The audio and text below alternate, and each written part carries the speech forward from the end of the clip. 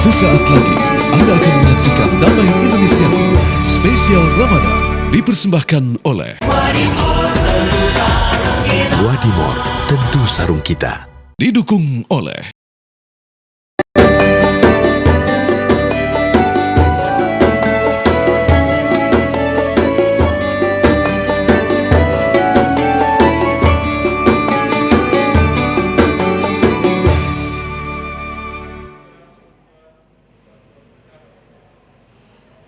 Assalamualaikum warahmatullahi wabarakatuh.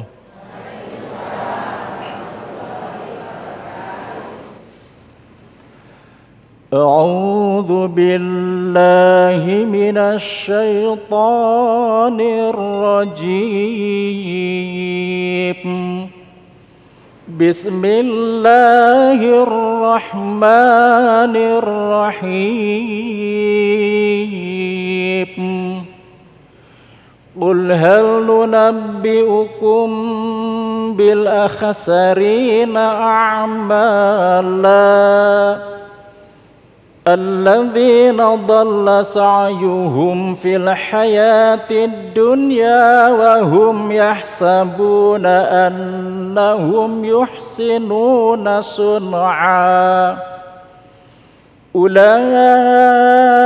alladzina kafaru bi ayati rabbihim wa liqa'ihi fahabitat a'maluhum fala nuqimu lahum yawmal qiyamati wazna. Dzalika jazaa'uhum jahannamu bima kafaru wattakhadhu ayati wa rusuli huzwa. Shadaqallahul azim. Assalamualaikum warahmatullahi wabarakatuh. Assalamualaikum warahmatullahi wabarakatuh. Alhamdulillahirabbil alamin. Allahumma shalli ala sayyidina Muhammad wa ala ali sayyidina Muhammad. Segala puji bagi Allah yang tentu saja telah mempertemukan kembali kita dalam perjalanan majelis ilmu kita, pesantren kilat kita di bulan suci Ramadan, Damai Indonesiaku spesial bulan suci Ramadan yang kembali disiarkan dari Masjid Al-Muhajirin Pondok Kopi Duren Sawit Jakarta Timur. Alhamdulillah telah hadir guru-guru yang kita cintai, Kiai Haji Asep Anom, kemudian Ustadz Jumharudin. Dalam kesempatan kali ini kita akan mengangkat satu tema yang sangat menarik sekali dan ini perlu kita pahami bersama bahwa ibadah, setiap bentuk ibadah memiliki syarat-syarat mutlak agar diterima ibadah kita. Jangan-jangan selama ini apalagi ibadah kita di bulan suci Ramadan yang sudah memasuki di minggu-minggu terakhir ternyata bernilai sia-sia. Itulah yang kita angkat dalam kesempatan kali ini, tentunya masih bersama kami Damai Indonesiaku yang dipersembahkan oleh Sarung Wadimor, tentu sarung kita. Selamat mengikuti. Silakan Kiai.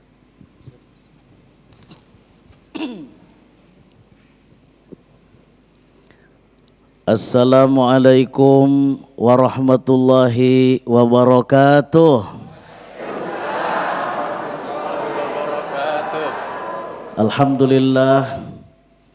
Alhamdulillahilladzi ja'ala Ramadhana syahra siyam. Wassalatu wassalamu ala sayyidina wa maulana Muhammadin Sayyidil Arabi wal Ajam wa ala alihi wa ashabihi ya nabi'il ulumi wal hikam, amma ba'd. Al-Mukarramun, para ulama, para kiai, para ustadz, terkhusus guru kita tercinta Kiai Haji Jumharudin, Ustadz Kiai Haji Ustadz Agung. Seluruhnya kita cintai, Allah muliakan. Pemirsa TV One dimanapun berada, tak lupa seluruh jamaah Masjid Al-Muhajirin. Bagaimana kabarnya semuanya? Alhamdulillah. Kuat saumnya, kuat? Masya Allah. Pernah mungkin ada pertanyaan. Hampir semua orang pasti ada pertanyaan, apakah ibadah saya diterima oleh Allah apa tidak? Pernah nggak ada pertanyaan seperti itu? Pasti. Karena kita ibadah ingin diterima oleh Allah Subhanahu wa taala. Lalu bagaimana caranya supaya ibadah yang kita lakukan ini diterima oleh Allah? Ibadah kita bernilai, ibadah kita diterima oleh Allah. Maka ada 4 I yang harus kita miliki. I yang pertama adalah ilmu. I yang kedua ikhlas. I yang ketiga ittiba'. I yang keempat implementasi. Kita ngobrol satu-satu. Pertama, kalau ibadah mau diterima, kita harus menggunakan ilmu. Baginda Rasul sudah menjelaskan al-ilmu imamul amal. Ilmu itu imamnya amal. Kalau imam kira-kira di depan apa di belakang? Jadi amal itu harus tergantung ilmu. Jadi amal itu harus tergantung ilmu. Imamnya adalah ilmu. Bahkan Ibnu Ruslan dalam kitab Zubad beliau mengatakan wa kullu man bi ghairi ilmin ya'malu a'maluhu mardudatun la tuqbalu.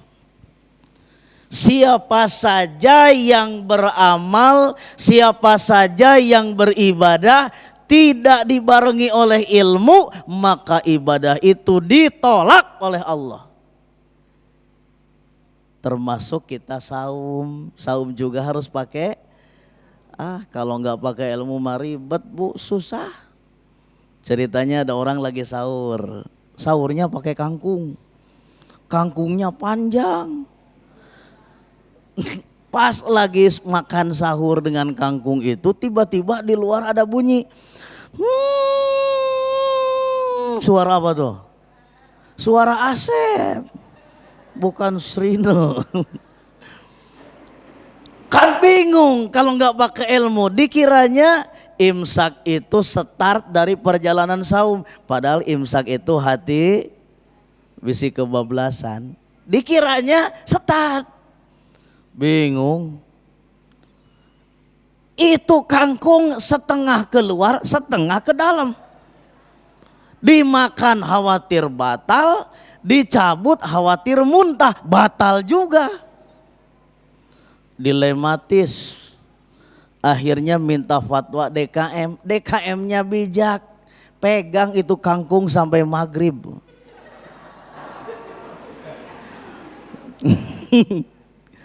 Jadi kalau nggak pakai ilmu bahaya. Itu yang pertama. I yang kedua ikhlas. Apa bu? Walaupun ibadah itu ilmunya bagus, ilmunya keren, ilmunya mantap, kalau hatinya tidak ikhlas, yakin ditolak oleh Allah. Makanya dalam Al-Quran Allah menjelaskan, wa ma umiru illa liya'budullaha mukhlishina lahuddin. Ibadah itu landasannya ikhlas. Ikhlas itu artinya niatnya lillahi, motivasinya hanya karena adanya kira-kira di mana? Di sini. Ikhlas itu adanya di sini. Apa ini bu? Telunjuk ini. Nabi pernah ditanya apa? Ya Rasulullah, apa itu ikhlas? Kata Nabi, saya nggak tahu. Saya mau nanya dulu malaikat Jibril. Kata malaikat Jibril, ya Rasul, saya juga nggak tahu. Saya mau nanya Allah. Allah menjelaskan al-ikhlasu sirrun min asrori auda'tuhu qalbaman ahbabtu min ibadi. Ikhlas itu rahasia di antara rahasia-rahasia aku. Kan Allah punya banyak rahasia, betul tidak? Lailatul Qadar rahasia bukan? Rahasia. Dosa kita banyak sudah diampuni oleh Allah apa belum? Rahasia bukan? Allah punya banyak rahasia, termasuk di dalamnya ikhlas. Ikhlas itu rahasia aku, kata Allah. Siapapun orang yang ibadahnya ikhlas tidak akan ada yang tahu. Karena ikhlas itu aku simpen ke dalam hati orang-orang yang aku cintai. Jadi mulut mah gak usah ngomong-ngomong ikhlas lah, bukan bagiannya, bukan ranahnya mulut. Gak usah ibu bilang begini, Pak saya nyumbang ke masjid, jangan diumumkan ya, jangan diberitahu sama yang lain, dah saya mah nyumbangnya ikhlas. Gak usah gigituan. Apalagi ngobrol sama orang, Neng saya mah tuh benci sama orang itu. Emangnya kenapa? Dia mah kemarin cuma nyumbang lampu doang ke masjid, sekampung pada hafal. Sementara saya, karpet dari saya mah gak bilang-bilang. Astagfirullahal. Loh yang kedua. Yang ketiga I-nya adalah ittiba. Ibadah kita harus sesuai dengan contoh dari baginda Rasul. Yang ketiganya implementasi. Ramadan kita sekarang harus terejawantah di bulan-bulan yang lain. Sekarang rajin ibadah, nanti juga tetap rajin ibadah. Mas Agung sudah berdiri, tandanya harus duduk saya. Baik. Ikhlas ya Kiai? Ikhlas. Terima kasih Kiai, itulah tadi pemirsa dirahmati Allah, syarat-syarat diterimanya ibadah kita termasuk puasa kita. Dan barangkali kita bahkan sudah hafal, sering mendengar sebuah hadis betapa banyak orang yang berpuasa tetapi ternyata hanya mendapatkan lapar dan dahaga. Mengapa bisa demikian? Orang yang berpuasa, niat berpuasa tetapi tidak diterima pahala puasanya. Inilah yang nanti kita akan jelaskan, begitu banyak ibadah-ibadah yang tidak diterima karena minimnya ilmu yang kita miliki. Bersama Ustaz Jumahrudin, selepas pesan-pesan berikut ini Damai Nusaku yang dipersembahkan oleh Sarung Wadimor, tentu sarung kita.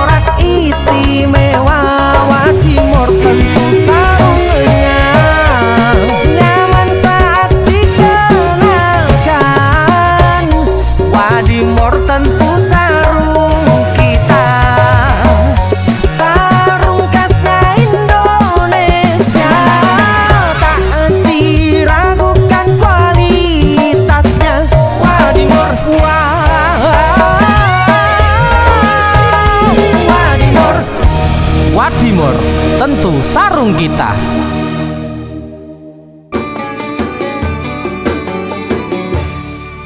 Baik, terima kasih pemirsa, Anda masih bersama kami Damai Nusaku dan kita mengangkat tema berkaitan dengan ibadah-ibadah yang kita kira bisa sampai kepada Allah, diterima amalan kita tetapi ternyata tertolak lantaran minim daripada ilmu kita. Tadi kita sudah dijelaskan oleh guru kita, syarat diterimanya ibadah adalah iman, ikhlas dan ittiba. Lantas mengapa ibadah kita bahkan sebagian tidak sampai kepada Allah? Apa yang menjadi penyebabnya? Kiai Jumahrudin akan menjelaskan, silakan. Assalamualaikum warahmatullahi wabarakatuh.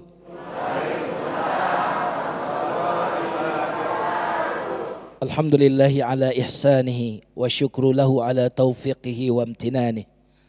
Allahumma salli wa sallim wa barik ala nabiyyina Muhammadin sallallahu alaihi wasallam wa ala alihi wa ashabihi wa man sara ala nahjihi bi ihsanin ila yaumiddin, amma ba'd.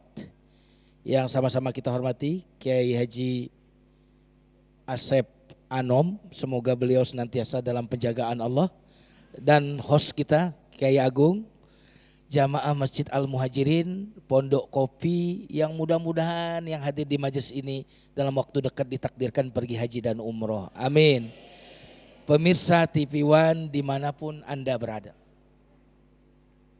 Kalau tadi Kiai Asep berbicara tentang apa syarat diterimanya amal.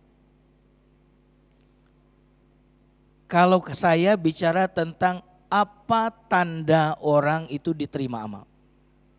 Tadi Mas Agung menarik sekali openingnya. Kenapa orang sudah beramal tapi dapatnya capek dan lelah? Kenapa tidak sampai kepada Allah? Pertanyaan yang sangat luar biasa. Allah Subhanahu wa taala berfirman di dalam Al-Qur'an, "Innama yataqabbalullahu minal muttaqin."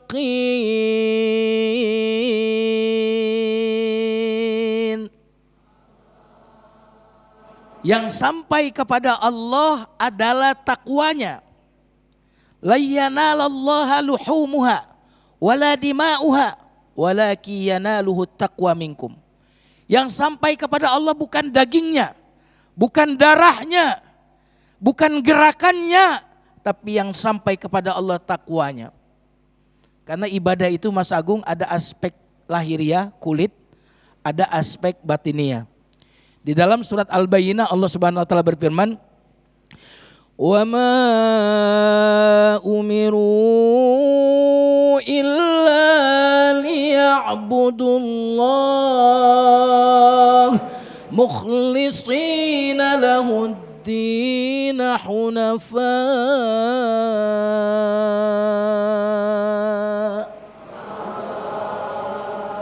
Tidaklah diperintah kecuali ibadah. Ibadah ini fisiknya, mukhlisin ikhlas itu batinnya, dagingnya. Ibu-ibu di sini, bapak-bapak, jamaah semuanya, kalau makan duren kulitnya dimakan atau dibuang? Kalau makan duku kulitnya dibuang atau dimakan?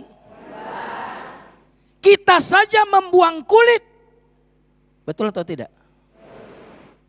Mengapa kita berikan kulit kepada Allah? Mengapa kita tidak berikan isi, yaitu hati kita? Karena perjalanan kepada Allah adalah perjalanan hati sebelum fisik. Kalau makanan itu dinikmati oleh apa, Ibu? Lidah. Kalau pemandangan dinikmati oleh apa? Mata. Kalau ibadah dinikmati oleh apa? Banyak orang yang mengajak ibadah tangannya, banyak orang yang mengajak ibadah lisannya, tapi tidak pernah mengajak ibadah hatinya. Makanya rumah ibadah yang sepi pengunjung itu Mas Agung, itu adalah rumah ibadah yang bernama hati. Betul atau tidak? Banyak sekali orang selama ini mungkin mencari Lailatul Qadar di tiang-tiang masjid, di tembok-tembok masjid. Tapi jarang sekali orang mencari Lailatul Qadar di dalam rumah ibadah yang bernama hati itu. Yauma la yanfa'u malun wala banun illa man atallaha biqalbin salim.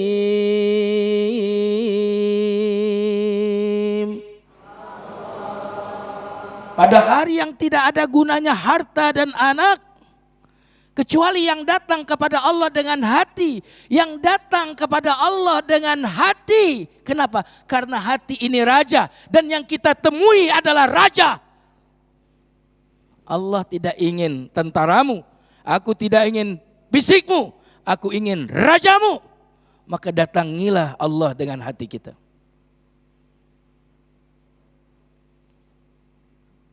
Halo? Kalau saya tanya halo, jawabannya hai. Halo. Hai. Halo, hai, halo, hai. Nah, ini berarti puasa beneran, ngaco soalnya ngomongnya. Jamaah sekalian yang dimuliakan Allah Subhanahu wa taala. Makanya kalau yang diajak fisiknya, makanya tadi yang didapat lapar. Betul nggak? Yang didapat lelah, capek. Tetapi kalau yang diajak ibadah adalah hatinya, subhanallah. Karena jamaah sekalian, kalau badan kita lagi lapar terus diajak makan, senang atau tidak? Senang atau tidak? Lalu bagaimana jika hati yang lapar diajak ibadah? Bahagia atau tidak? Bahagia atau tidak? Apabila hati ini bahagia, maka seluruh tubuh yang lain akan bahagia. Subhanallah. Nah, jadi itu faktornya Mas Agung. Jadi tidak diajaknya hati untuk ibadah. Makanya medan tempur yang sesungguhnya adalah hati. Disinilah berkecamuk peperangan. Ya kan? Setan ingin merebut apa? Hati kita, betul nggak? Malaikat juga merebut, ingin di hati kita. Dan hati ini tidak mungkin diisi oleh dua hal yang bertolak belakang dalam satu waktu. Maka wa qul ja'al haqqu wa zahaqal batil. Apabila kebenaran telah datang, kebatilan. Apabila ada Allah di dalam hati kita, maka selain Allah akan pergi. Tapi jika ada selain Allah di hati kita, maka Allah pun tidak berkenan. Ibu sekalian yang dimuliakan Allah Subhanahu wa taala, kira-kira ibu kalau suami kawin lagi bagaimana, Bu? Bu, bahagia atau tidak? Marah atau tidak? Marah atau tidak? Ibu saja tidak mau diduakan. Lalu bagaimana dengan Allah?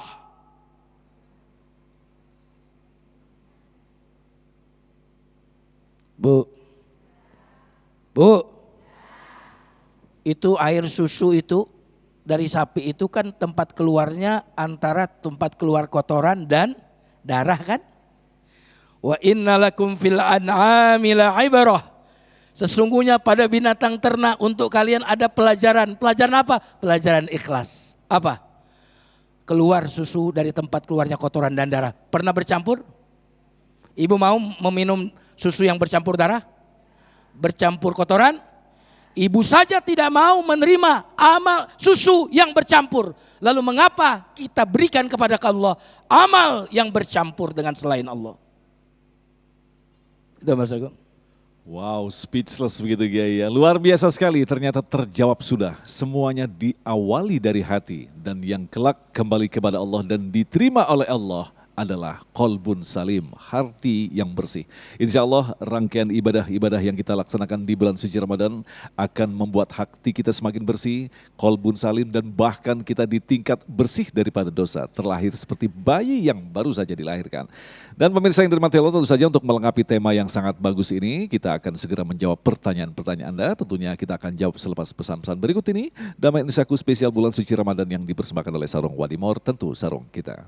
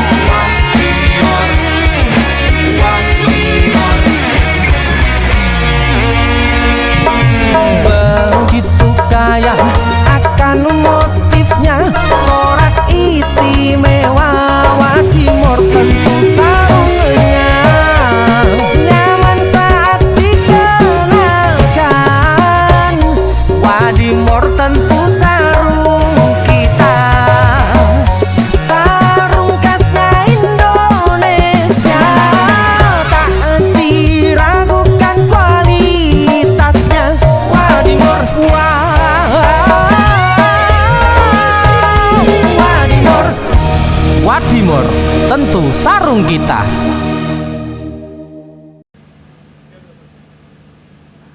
Assalamualaikum warahmatullahi wabarakatuh. Alhamdulillahirrabbilalamin, saya Anneke Liu dapat kembali menjumpai pemirsa di rumah. Dan di bulan suci Ramadan kali ini tentu saja kita wajib mewaspadai pemirsa tanda ibadah Ramadan yang tidak bernilai ibadah sebagaimana tema tausiah kita pada hari ini. Dan semoga dalam menjalani ibadah kita pada kali ini kita dapat memperkuat iman kita. Amin ya rabbal alamin. Selain memperhatikan ibadah, kita juga wajib memperhatikan kesehatan rambut pemirsa. Nah, sebagaimana pemirsa di rumah yang mungkin sama seperti saya berhijab, kita memiliki permasalahan yang sama, yaitu permasalahan rambut rontok. Biasanya saya menggunakan ini pemirsa, Lifebuoy Shampoo perawatan rambut rontok. Lifebuoy Shampoo perawatan rambut rontok mengandung Milk Nutri-Strong yang menutrisi rambut secara menyeluruh hingga ke akar dan membuat rambut 3 kali lebih kuat. Serta mengandung aloe vera yang secara alami mencegah rambut rontok sehingga cocok digunakan seluruh keluarga. Pada bulan Ramadan kali ini, Lifebuoy Shampoo tidak hanya ingin mengajak seluruh keluarga Indonesia untuk dapat menguatkan iman, tapi juga ingin mengajak seluruh keluarga dan juga pemirsa di rumah untuk dapat memiliki rambut kuat dengan Lifebuoy Shampoo. Dan ingin mengajak pemirsa di rumah untuk dapat memenangkan kesempatan berangkat umroh 30 orang pemenang ya, dan 30 paket umroh untuk 15 orang pemenang dan juga ratusan hadiah emas dengan total hadiah senilai miliaran rupiah. Caranya gimana? Caranya sangat mudah pemirsa, ada 2 cara. Cara yang pertama, beli sampo Lifebuoy botol atau pouch varian apapun dan foto struk pembelian kirimkan ke WhatsApp official sampo Lifebuoy. Cara yang kedua, pemirsa langsung saja belanja sampo Lifebuoy varian saset dan segera kirimkan saset sampo Lifebuoy varian apapun dan data diri pemirsa langsung saja dikirimkan ke PO Box Sampo Lifebuoy Jakarta 12.000. Untuk pemirsa di rumah segera beli sampo Lifebuoy varian apapun sebanyak-banyaknya. Karena semakin banyak membeli, semakin besar dong kesempatan untuk berangkat umroh dan juga memenangkan hadiah lainnya senilai total miliaran rupiah. Dan untuk pemirsa, untuk informasi lebih lanjut langsung saja hubungi atau kunjungi Facebook Lifebuoy Shampoo. Lifebuoy Shampoo, rambut kuat, umroh berangkat. Untuk pemirsa di rumah tetap berada di tempat dan juga jangan kemana-mana, kita akan kembali sesaat lagi tetap di Damai Indonesiaku.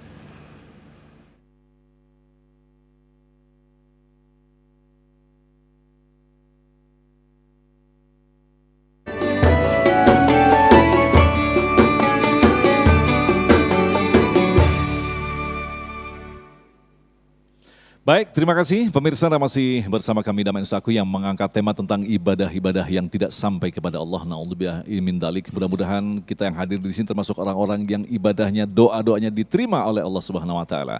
Untuk melengkapi tema kita persilakan kepada para penanya untuk mempersiapkan diri dan kami berikan kesempatan terlebih dahulu. Yang pertama adalah kepada Bapak Yudi. Silakan. Mic-nya di situ. Baik. Assalamualaikum warahmatullahi wabarakatuh. Kami ingin bertanya Pak Ustadz Yum, apa saja ciri-ciri dan tanda-tanda untuk kita mengetahui malam Lailatul Qadar?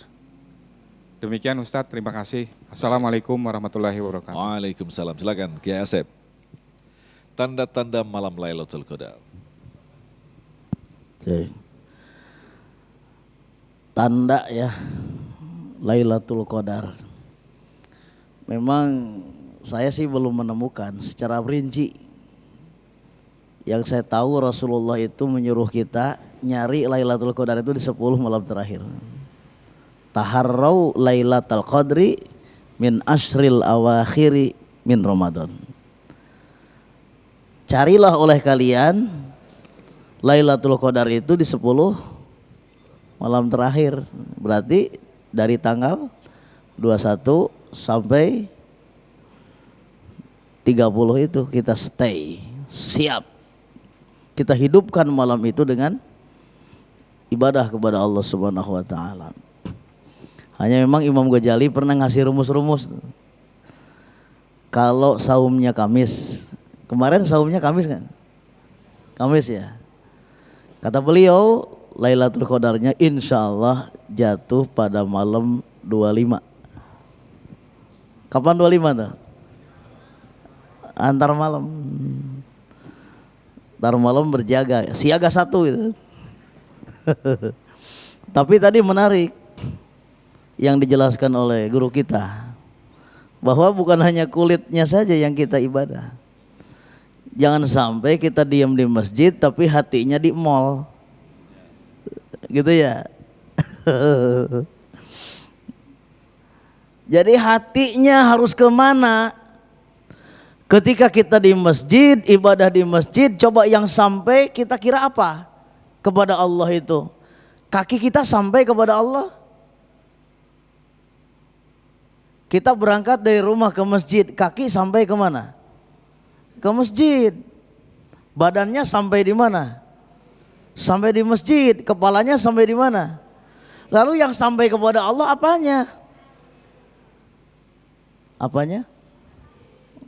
Kata siapa?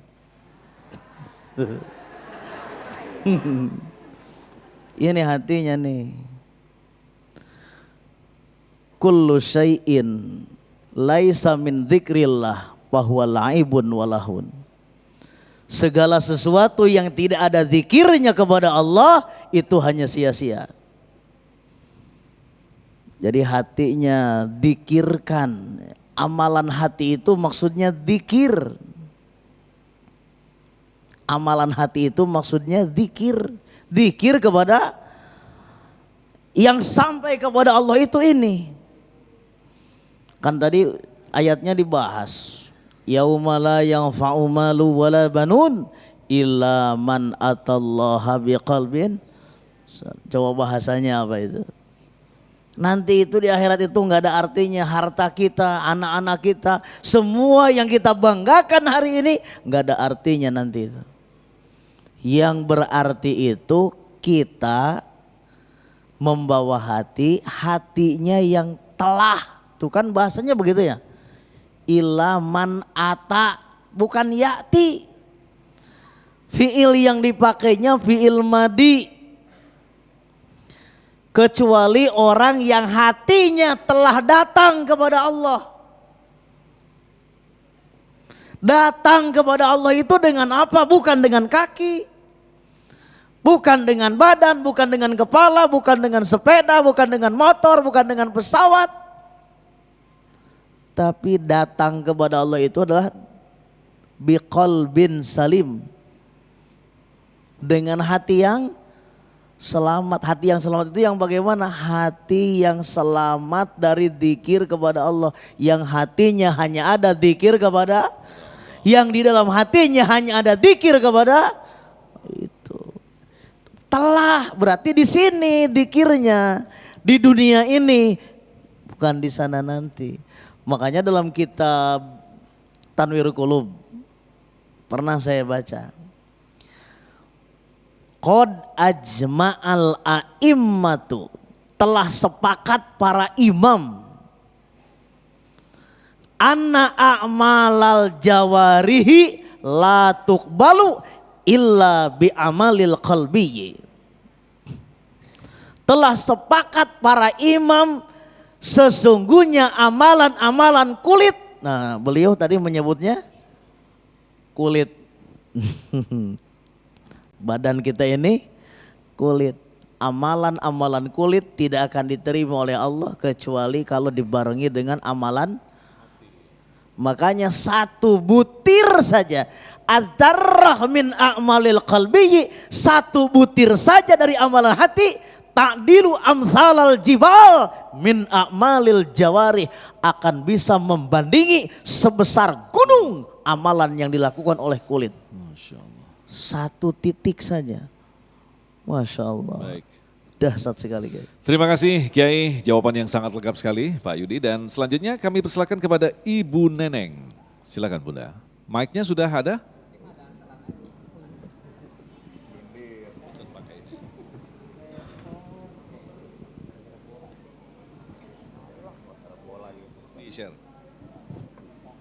Silakan Ibu Neneng yang akan dijawab oleh Ustadz Jumharudin. Bismillahirrahmanirrahim. Assalamualaikum warahmatullahi wabarakatuh. Tadi itu judulnya tanda ibadah Ramadan tak bernilai ibadah. Saya cuma minta contohnya. Contohnya seperti apa? Oke, Terima kasih. secara singkat. Assalamualaikum warahmatullahi wabarakatuh. Ibadah-ibadah yang tidak bernilai ibadah, Kiai. Jadi ibadah yang dianggap ibadah tetapi tidak bernilai ibadah. Silakan, Ustaz Iya. Jamaludin. Semua ibadah yang tidak untuk Allah tidak dinilai ibadah. Sholat tapi biar pamer, biar dibilang rajin sholat, itu berarti untuk dunia. Karena definisi ibadah itu ada di surat Al-An'am. Qul inna salati wa nusuki wa mahyaya wa mamati lillahi rabbil alamin.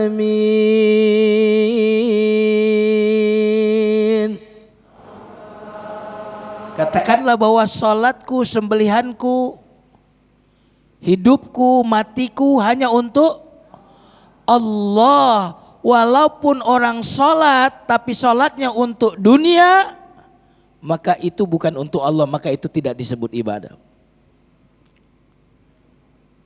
Gak enak Ramadan nih diomongin tetangga kalau gak puasa. Nah itu karena tetangga, bukan karena Allah. Gak enak kas Ramadan gak taraweh.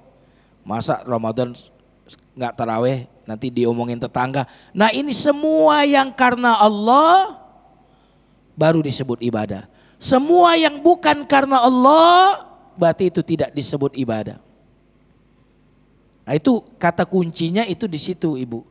Makanya Ibu masak karena Allah, ibadah tuh masak. Subhanallah. Ibu apalagi Ibu berdagang, berjualan karena Allah, maka berjualan itu adalah ibadah.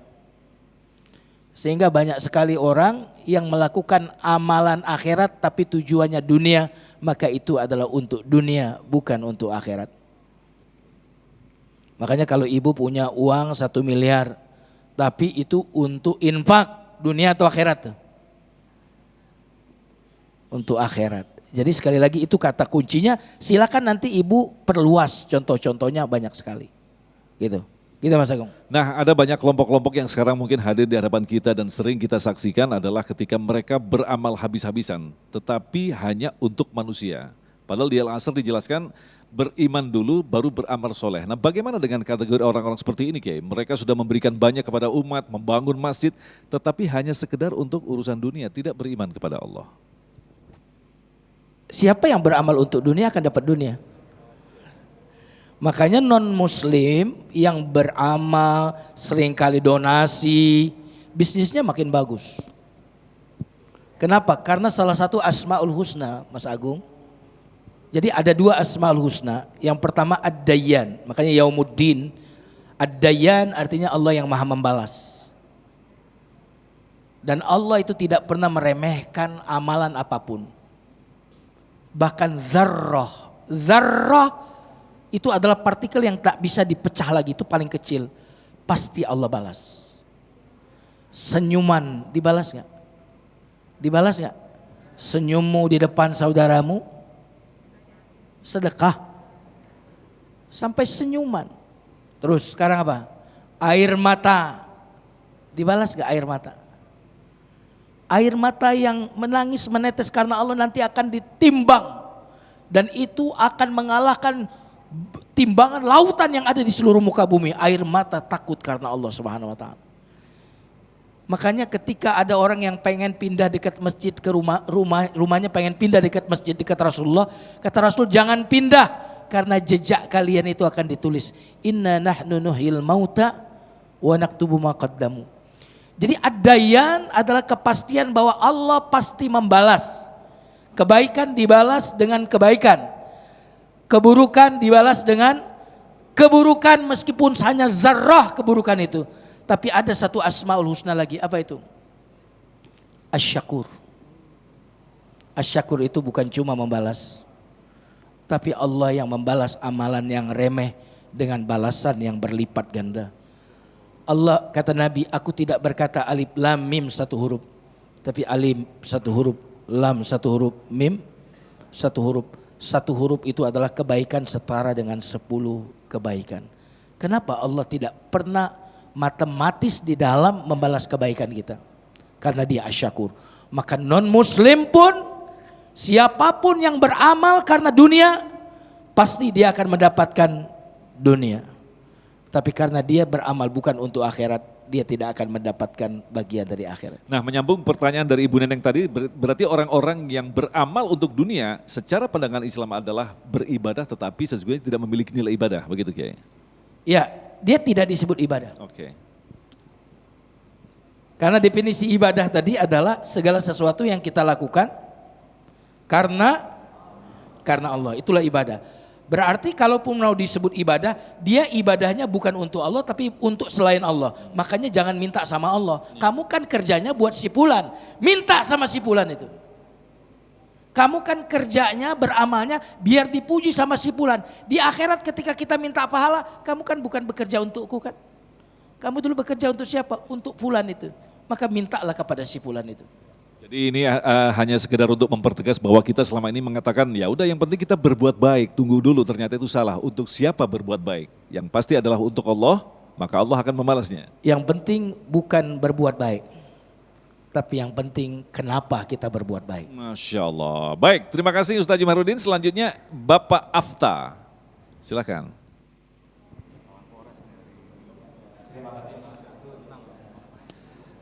Ingin ada yang saya tanyakan kepada Pak Kiai Asep, mohon maaf, tadi disampaikan bahwa kita beramal itu kita mengikuti ilmu, ya ilmu. Kita tahu kalau kita belajar ataupun saya belajar ilmu yang kami terima atau yang kami dapatkan sangat kecil. Jadi bagaimana biar tidak dihantui amalan kita itu, kita yakin itu dipercaya, tapi kita karena merasa ilmunya masih sangat minim.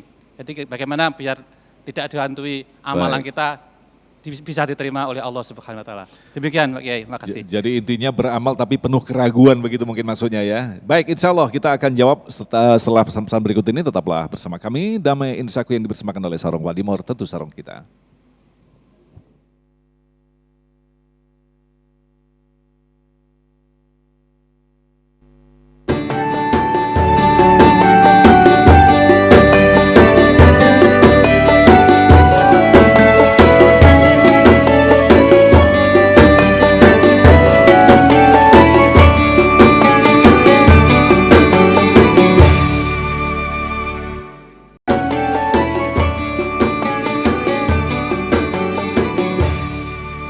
Terima kasih pemirsa, kita kembali bersama Damai Insaku yang mengangkat tema tentang ibadah yang tidak diterima oleh Allah Subhanahu wa taala. Pertanyaan selanjutnya dari Bapak Afta, saya ulangi sebelum dijawab oleh Kiai Asep, bahwa ada banyak orang yang beribadah tetapi selalu dipenuhi dengan keraguan-raguan lantaran minus dengan ilmunya. Lantas bagaimanakah solusi menghadapi ini? Ya, kita sapa dulu Mas Agung. Ada lagi nonton bareng nih Bapak Kepala Kanwil Kementerian Agama Provinsi Jawa Barat dan seluruh keluarga besarnya lagi nonton bareng nih. Alhamdulillah, assalamualaikum semuanya. Ya, makanya ibadah itu harus dilandasi oleh ilmu. Makanya Nabi mengatakan tolabul ilmi faridatun ala kulli muslimin. Hadisnya nggak pakai muslimatin, sampai kepada ala kulli muslimin. Karena kalau laki-laki disebut, perempuannya ke bawah. Contoh kalau suaminya jadi lurah, pasti istrinya disebut Bu Lurah. Kalau suaminya camat, pasti istrinya. Tapi kalau istrinya jadi lurah, suaminya disebut Pak Lurah. Tidak. Makanya assalamualaikum cukup aja. Assalamualaikum. Tidak pakai waalaikumsalam, salam nggak usah. Allah menyuruh kita saum, ya ayyuhalladzina amanu, tidak ditambah dengan amanna, tidak. Nah, tolabul ilmi faridatun ala kulli muslimin. Ngaji itu wajib. Wajib. Wajib itu kalau kata guru saya adalah anu notok katiap babatok, tah cek Sunda ada. Artinya kewajiban tiap orang. Ilmu apa yang wajib kita pelajari? Apa semua ilmu wajib? Kan ilmu Allah luas. Betul tidak? Semua ilmu Allah itu luas. Nah, dalam kitab Ta'limu Ta'lim dijelaskan yang wajib kita pelajari itu adalah ilmul hal. Ilmul hal itu ilmu yang praktis, yang kita alami sehari-hari. Itu yang wajib kita pelajari. Kita sehari-harinya wajib sholat, berarti ilmu tentang sholat wajib kita pelajari. Jangan sampai matematiknya jago tapi sholatnya nggak bener. Itu bukan berarti Islam melarang kita jago matematik, bukan. Minimal ada keseimbangan. Kalau kita sholat wajib, sholat itu kan ada bacaan Quran, maka mempelajari bagaimana cara membaca Al-Quran yang benar juga itu wajib. Apalagi kalau bisa seperti Ustadz tadi kan, Masya Allah, menyentuh kalbu. Minimal kita tajwidnya benar, fasohahnya benar. Fasoha itu ya al-waqfu wal ibtida, berhentinya benar. Kalau dia diulang juga murojaahnya, ibtidanya benar juga. Jangan sampai baca alam nasroh misalnya, karena kalau ada lam alif itu harus lanjut, tidak boleh berhenti. Boleh berhenti kalau harus diulang lagi sebelumnya. Ketika kalau alam nasroh itu kalau ada yang buletan begitu, walaupun di atasnya dalam alif, boleh kita berhenti di sana, nggak usah diulang. Ini mah diulang, alam nasroh laka sadrak rok wa wadona engkau ijrok rok. Coba bagaimana kalau begitu? Makanya supaya tidak ada keraguan dalam ibadah kita, yakin wudhu saya ini benar apa tidak, sholat saya benar apa tidak, ngaji saya benar apa tidak. Makanya kita harus ngaji gitu, demikian. Tapi jangan salah juga ketika kita sudah banyak ilmu dan kita ngaji, kalaupun ada keraguan, itu adalah musuh yang disebut dengan syaitan. Nah, ini memang perlu manajemen yang sangat kompleks sekali nih, Kiai. Nah, itu antara keraguan-raguan dan kebenaran tadi kita. Kan syaratnya banyak untuk diterima itu. Bukan hanya ilmu yang harus kita perhatikan, ada aspek-aspek yang lain. Baik, terima kasih Kiai. Dan selanjutnya kita persilakan kepada Ibu Sari yang akan dijawab oleh Kiai Jumaruddin. Silakan.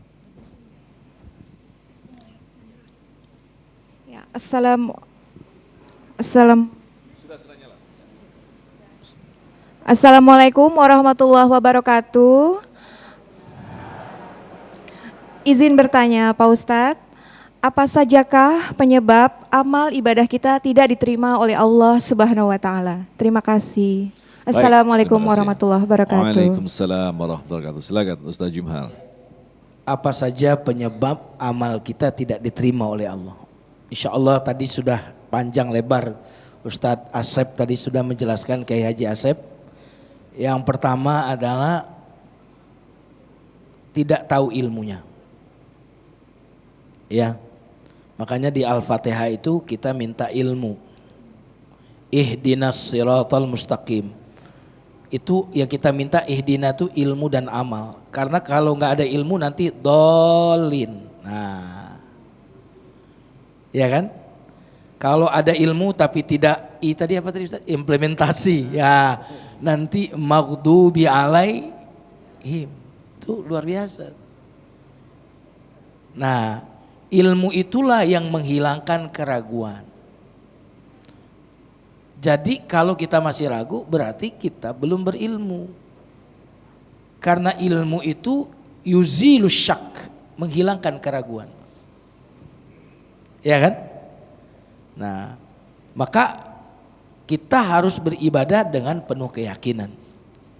Kita harus beribadah, bukan cuma beribadah, tapi beribadah dengan cara yang benar.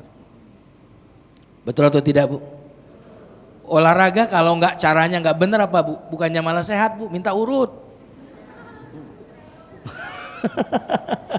Kenapa? Caranya nggak benar. Maka harus tahu fikihnya. Nah, itu tadi fikihnya, tata caranya, how to-nya itu aspek lahirianya, ilmu.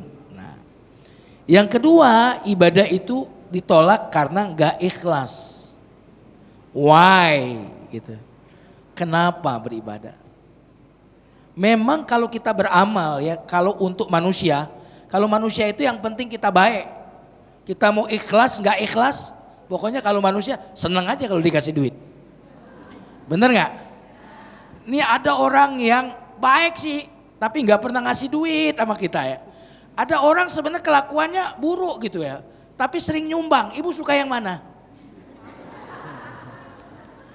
Kalau masyarakat biasanya sukanya nggak peduli dari apa dia, yang penting dia rajin nyumbang, udah gitu kan. Tapi kalau Allah tidak demikian. Makanya dalam hadis sahih disebutkan ada 3 orang yang pertama kali dimasukkan ke dalam neraka, dan ketiga-tiganya ini melakukan amal yang paling luar biasa topnya. Yang pertama adalah Pak Kiai, Pak Ustadz, orang alim yang diberikan ilmu, dipanggil oleh Allah, aku berikan ilmu, kau gunakan untuk apa? Dia bilang, di mana ada butuh dakwah saya ceramah sana. Bohong kata Allah, kamu berdakwah biar dikatain alim, dimasukkan ke dalam neraka. Yang 2 lagi adalah seorang yang rajin nyumbang, kemana-mana nyumbang, musim kampanye nyumbang karpet ya, pas gak kepilih diambil lagi karpetnya. Dipanggil, aku berikan harta untuk apa? Tidak ada yang butuh sumbangan kecuali aku sumbang ya Allah. Kata Allah, dusta kau menyumbang biar dikatakan dermawan, dan sudah dikatakan, dimasukkan ke dalam neraka. Ini amalan tingkat tinggi semua ini. Yang satunya adalah orang yang berperang, mengorbankan nyawanya, dipanggil, aku beri kau kekuatan fisik, keberanian, kau gunakan untuk apa? Aku gunakan untuk membela negara, berjuang di jalanmu, aku mati karenamu. Kata Allah, bohong, kau berperang supaya dikatakan pahlawan, dan sudah dikatakan. Dari hadis ini hadis, cuma saya terjemahkan bebas.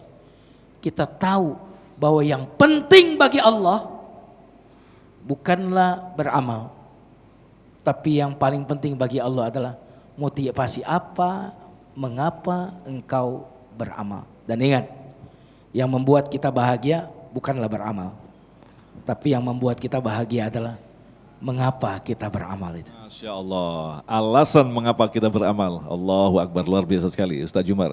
Baik, selanjutnya Bapak Endang, silakan. Mic-nya sudah. Assalamualaikum warahmatullahi wabarakatuh. Di perkampungan tertentu gitu Pak Ustadz, ada taraweh yang sebanyak 23 rakaat dikerjakan dengan tergesa-gesa gitu, tidak tertib.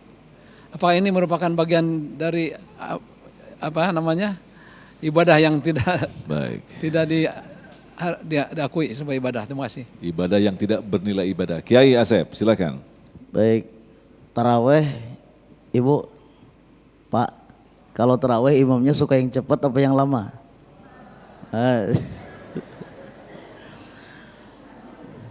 Kalau misalnya imamnya lama, yang dibacanya selesai Fatihah Yasin, padahal Yasin doang, ngeprank. Itu tuh biasanya kalau dia sebelum masuk masjid lihat dulu jadwal. Yang kemarin enggak balik. Taraweh bacaannya cepet boleh-boleh aja, asal ilmunya bener gitu. Fatihah 1 napas boleh. Bismillahirrahmanirrahim. Alhamdulillahirabbil alamin arrahmanir rahim maliki yaumiddin. Iyyaka na'budu wa iyyaka nasta'in. Ihdinas siratal mustaqim. Shiratal ladzina an'amta 'alaihim ghairil maghdubi 'alaihim waladdallin. Boleh enggak? Boleh. Tajwidnya bener. Justru almarhum guru kita Mama Kiai Haji Ahmad Syahid, pendiri Pondok Pesantren Al-Falah, beliau bilang begini, hindari oleh kalian waqaf subhat. Apa itu waqaf subhat? Disangka waqaf tapi diwasol, diwasol tapi diwaqaf. Contoh, Bismillahirrahmanirrahim. Alhamdulillahirabbil alamin arrahmanir rahim maliki yaumiddin iyyaka na'budu wa iyyaka nasta'in. Haram itu. Tahu haramnya di mana?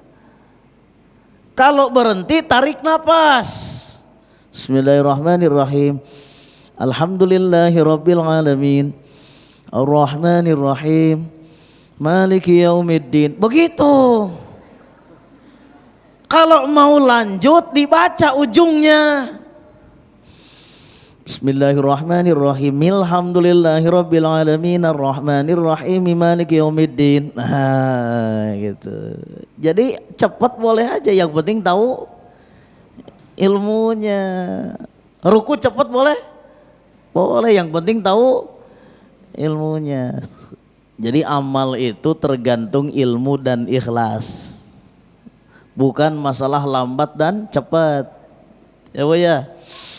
Bismillahirrahmanirrahim.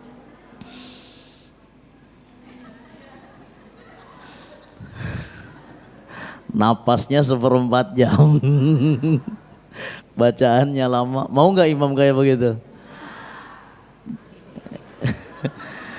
Kalau terawih imamnya model kayak gitu, pas assalamualaikum tinggal karpet.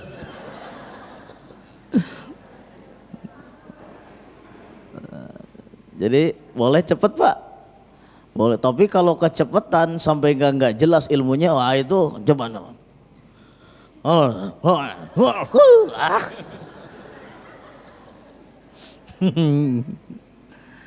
Cepet boleh, tapi pakai nyetir mobil cepet boleh nggak? Tapi pakai gitu ya. Jadi intinya boleh aja, yang penting pakai ilmu gitu. Nah, Kiai Jumarudin mungkin bisa ditambahkan sedikit dalam waktu yang sangat singkat. Artinya ketika kita memahami ilmu, orang-orang tertentu sampai pada hikmah, yang kadang-kadang kita diberikan hikmah berbeda dengan orang yang lain, yang justru akhirnya menyebabkan perseteruan tentang paham apa gitu Kiai. Nah ini bagaimana kita orang-orang awam menyikapi ini? Jadi bagaimana ilmu yang diambil dari siapa semestinya Kiai? Ya tadi apa yang disampaikan Kiai Haji Asep luar biasa, ilmu.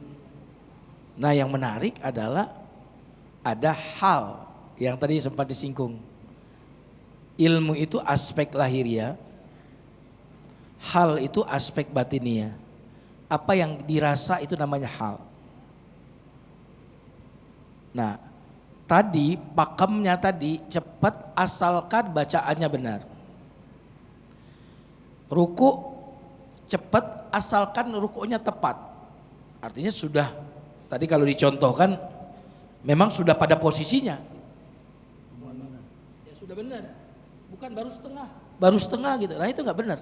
Jadi intinya ilmu aspek lahiriahnya sudah benar sesuai fikih.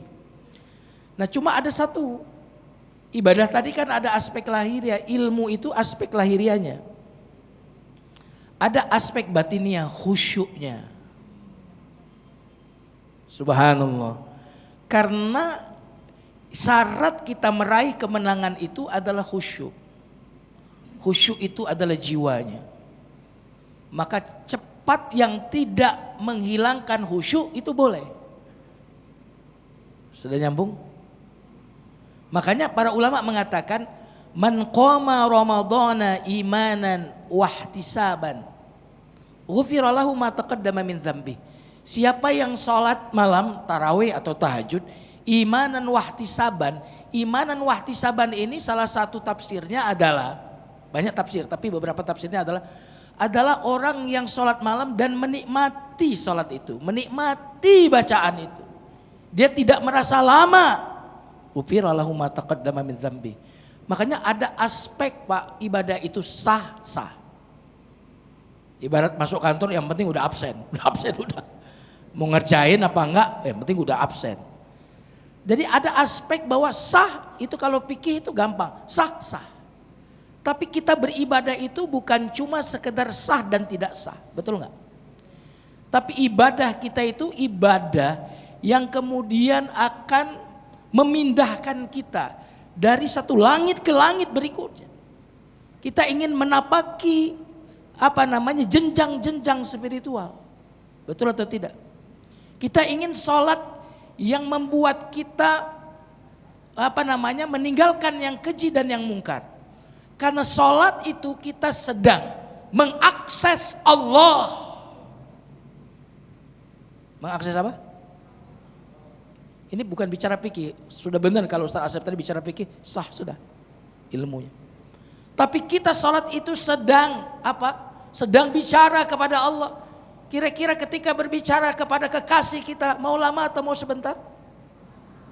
Sholat adalah waktu yang kita tunggu-tunggu. Makanya kenapa orang yang sholat tidak akan keluh kesah. Innal insana khuliqa halu'a idza massahu asy-syarru jazua wa idza massahu al-khairu manu'a illal musallin.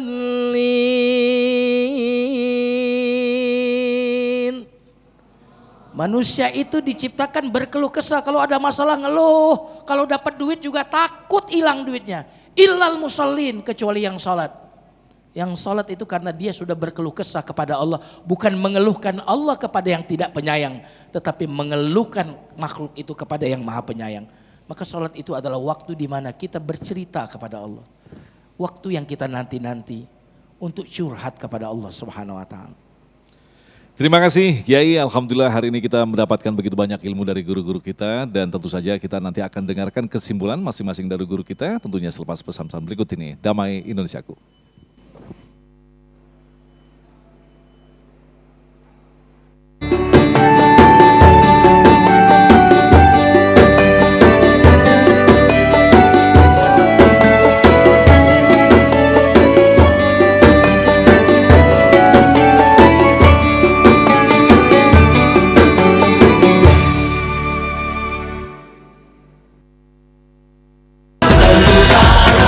Wadimor, tentu sarung kita. Wadimor, tentu sarung kita.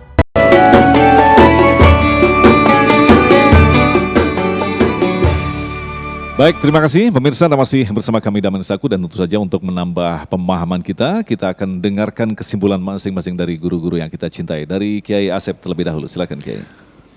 Baik, jadi kalau ibadah kita mau diterima oleh Allah Subhanahu wa taala, 4 I diingat-ingat ya. Diingat-ingat dan diamalkan. I yang pertama ilmu. Jadi ibadah kita harus berdasarkan ilmu biar enggak ragu. Dan yang kedua ikhlas, dilandasi oleh niat yang ikhlas supaya ibadah kita tidak hanya kulit saja, sampai kepada Allah. Yang ketiga ittiba', kita ikut pada contoh dari baginda Rasul Muhammad sallallahu alaihi wasallam. Dan yang keempat adalah implementasi, artinya kita ibadah bukan kepada Ramadan tapi ibadah kepada, maka rajin ke masjidnya bukan hanya Ramadan, di luar Ramadan pun kita tetap yang kita tuju bukan Lailatul Qadar dalam ibadah tapi Allah. Makanya semangat beribadahnya bukan hanya karena di luar Lailatul Qadar pun kita tetap semangat beribadah kepada Allah. Itu saja 4 I. Silakan Ustaz Jumal. Baik jemaah sekalian yang dimuliakan Allah, pemirsa TV One dimanapun berada. Poin yang pertama kesimpulannya adalah jangan terlalu fokus kepada amal, tapi fokuslah pada diterimanya amal. Ya, banyak orang yang berfokus pada memperbanyak amal. Tapi sebenarnya yang lebih penting bukanlah banyak beramal, tetapi yang paling penting adalah diterimanya amal. Makanya kita tidak diperintahkan untuk beramal banyak, tetapi kita melakukan amal terbaik. Liyabluwakum ayyukum ahsanu amala, bukan aktsaru amala, bukan yang banyak amalnya, tetapi amal yang ahsan. Apa itu ahsan? Ustaz Asep tadi dengan berapa I tadi? Dengan 4 I itulah definisi ahsanu amala. Jadi fokus kepada diterimanya amal. Nah, apa ciri diterimanya amal? Ciri diterimanya amal itu adalah, kata para ulama ini adalah min thawabil hasanati al hasanah ba'daha. Di antara ciri diterimanya kebaikan amal soleh adalah ketika amal soleh itu diikuti oleh amal soleh yang berikutnya. Hukuman bagi dosa adalah ketika diikuti dengan dosa berikutnya. Jadi ganjaran bagi amal soleh kita sudah diterima oleh Allah adalah kok kita nambah lagi gitu. Yang tadinya amalnya cuma 2 rakaat, nambah jadi 4 rakaat. Yang sedekahnya tadi cuma sekian, nambah. Itu ciri bahwa orang ini diterima amalnya. Dalilnya apa? Hadis Nabi SAW, alaikum bis-sidqi fa inna sidqa yahdi ilal birri wa innal birra yahdi ilal jannah. Hendaklah kalian jujur. Karena jujur ini akan membawa kepada kebaikan. Jujur, kebaikan. Kebaikan membawa ke surga. Jadi ciri amal kita diterima ketika amal itu diikuti oleh amal-amal yang lainnya. Terima kasih Ustaz Jumaruddin Kiai Asep yang telah memberikan nasihat dan ilmu yang sangat luar biasa sekali. Mudah-mudahan ini menjadi tentu saja pelengkap bagi kita untuk memahami khasanah-khasanah Islam yang selama ini barangkali kita ragukan. Seperti yang telah dijelaskan tadi, saya beribadah tetapi saya ragu. Inilah tanda bahwa kita kurangnya ilmu. Insya Allah Damai Indonesia-ku akan melengkapi ilmu-ilmu yang ada di dalam kepala kita masing-masing. Dan insya Allah kita akan berdoa bersama, mudah-mudahan kita termasuk orang-orang yang diterima amalnya, terutama di bulan suci Ramadan selepas pesan-pesan berikut ini. Damai Indonesia-ku.